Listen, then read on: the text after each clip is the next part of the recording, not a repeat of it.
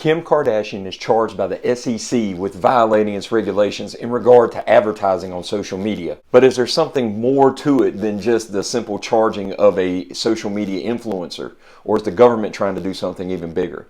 Hey, this is Attorney Drew Page. Welcome to the Drew Page channel. In this video, we're going to do an analysis of the charges against Kim Kardashian by the SEC and talk about what Gary Gensler, the chair of the SEC, said on a CNBC interview this morning in regard to the charges. If you find this video helpful, please subscribe to the channel, like the video, hit the notification bell. So this morning on CNBC, news broke that Kim Kardashian was charged by the SEC for violating a regulation in regard to advertising for securities on social media. Essentially, the rule says that a person is not able to tout up or advertise or essentially endorse a security if they are advertising without saying that it is a paid promotion and disclosing how much it was for. Now, apparently on Instagram, Kim Kardashian had put a post up there that was advocating for Ethereum Max, which is a cryptocurrency, and had essentially put in a hashtag that it was an ad. And according to reports, that is what almost all social media influencers do when they are doing an advertisement. But nowhere in the listing did it include how much she got paid for that advertisement. Well, apparently that caused some concern with the SEC, and Gary Gensler put out a tweet this morning indicating that charges had been brought, and the reason being that it did not include how much she had made.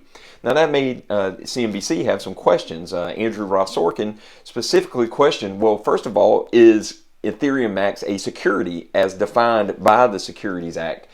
And secondly, even if it is, what does this have to say for other advertisers like Matt Damon and others who were advertising for cryptocurrencies and other securities without disclosing how much they were being paid? And what impact does that also have on ongoing future social media influencers? Unfortunately, we didn't get many answers. In the interview with Andrew Ross Sorkin, Gary Gensler just kind of said, well, what you have to do is just read the code. And if you read the code, you'll understand what's going on. But when all these other questions were asked about similar situations, he basically just said, I'm not going to give any specifics. We're just focused in on what Kim Kardashian did. Now, Kim Kardashian entered into the settlement. She was paid $250,000 for the advertisement. She was fined $1.26 million, I believe. It's either 1.26 or 1.62. Either way, it was substantially more than she was paid, but she settled it and there were no future charges. So why would they do that? And why would they pick on just Kim Kardashian and not some other influencer? They're not picking on the paid TV and all that. Well, first of all, I think it's because they're trying to label cryptocurrency a security. It's not 100% clear that crypto meets the definition of a security under the Securities Act, but they're trying to establish that pattern. And I think a lot of the reason why they tried to reach this settlement with Kim Kardashian is to try to put a hook in there as a precedent to say, well, we were able to get a settlement here, and therefore it conforms. Additionally, Kim Kardashian is a huge social media maven. She is someone that everybody recognizes on social media and on television and everywhere else. So essentially, she is a great example of somebody to use to kind of point out to everybody else and say, aha, see, we got her, we settled with her, and she acknowledged that she was in violation of an SEC regulation by not disclosing how much she was paid in her Instagram post, and therefore we now have a precedent to be able to say, all right, now all of you guys out there, pay attention, be careful with what you do. If you're not going to put how much you get paid, we may be coming after you next. Now, it's obviously going to slow down some of the advertising in crypto, or it's going to call for some sort of disclaimers in the advertisements, maybe some of the fine print that you see at the bottom of advertisements in other areas. So the key takeaway being that, you know, in the future, if you're going to advertise, particularly on YouTube or Instagram or some other social media function, TikTok, and you're getting paid to promote, you may want to be careful about making sure that you are disclosing both that is a paid promotion, as well as somewhere in the fine print, put in there how much you're being paid.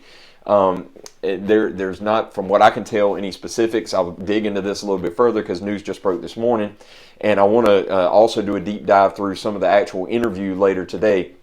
But be cautious about this because the government's clearly coming after people, trying to regulate more, trying to get more fines for whatever reason, and they're going after this big fish to try to set the precedent to essentially be an example for the rest of us. So hope you keep that in mind. It'll be interesting to see how this plays out in the future.